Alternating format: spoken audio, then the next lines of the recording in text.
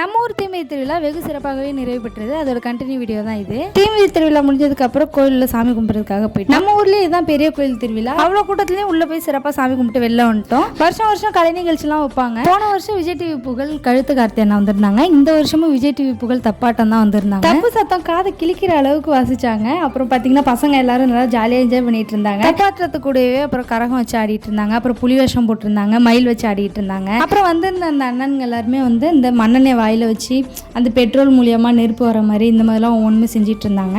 Break இல்லாமல் 3 மணி நேரம் கிட்டத்தட்ட நடந்தது. நிகழ்ச்சி கொஞ்சம் நேரத்தில் முடிஞ்சதா. அதுக்கப்புறம் நாங்கள் அப்படியே கடைக்கு போயிட்டு வீட்டுக்கு போயிடலாம் அப்படின்னு சொல்லிட்டு கடத்தர் சுற்றி பார்க்க போயிட்டோம். சின்ன வயசுலலாம் அந்த கடையை பார்த்தாவே அந்த பொருள் வாங்கணும் இந்த பொருள் வாங்கணும்னு ஆசையாக இருக்கும். ஆனால் இப்போலாம் அந்த ஆசைகள் எங்கே போச்சுன்னே தெரியல.